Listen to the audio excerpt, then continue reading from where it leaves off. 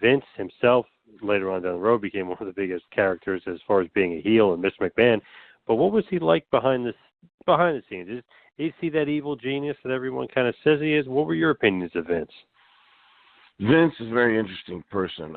When people would ask me that question, a lot of people are very bitter with their treatment and the things that Vince did from a business perspective.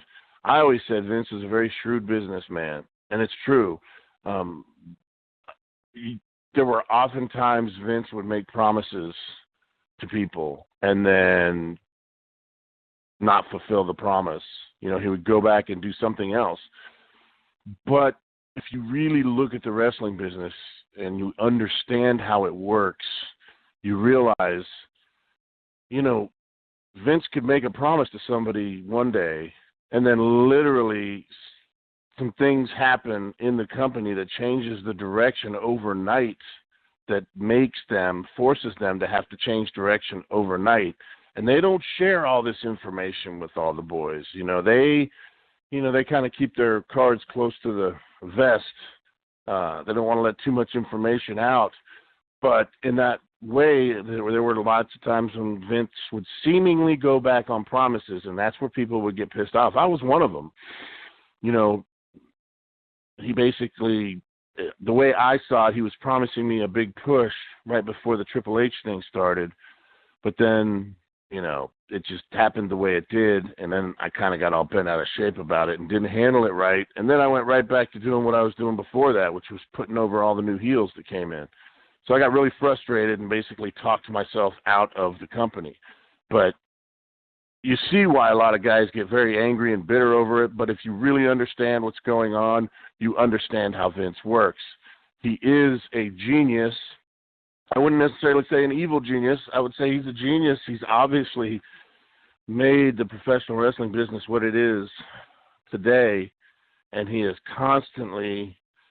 survived a lot of nuclear bombs against his company, and still he has always survived. So regardless of what anybody wants to say bad about him, he was a very shrewd businessman, but he was a genius, is a genius. He just did what he had to do for his company.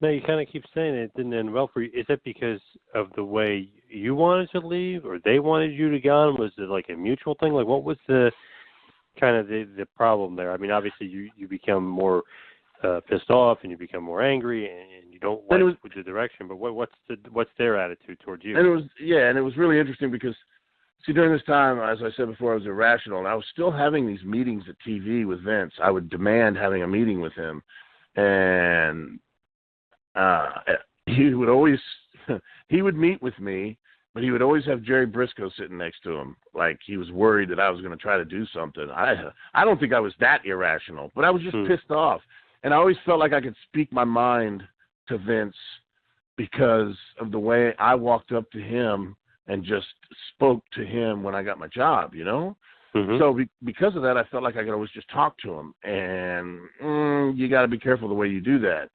And there was a moment I'll never forget, and I've told this story before. There was a moment where I was just really frustrated, and they were beating me. I think it was around the time where Mankind beat me on TV, and I don't remember who else. And then eventually T.L. Hopper beat me, and mm-hmm. I just went to Vince. I stood right in front of him with Jerry Briscoe standing next to him. I said, if you're not going to use me any better than this, just send me home because I'm sick of it. And Vince kind of looked at me like I was crazy. One of the big rules in wrestling is don't ever take yourself out of the game.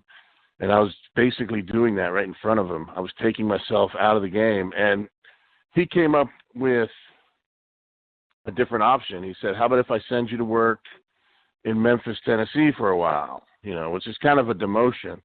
But the funny thing about it is he offered to pay me like $1,000 a week, which was way more than I was making at that time because I was barely on TV and I wasn't on the road.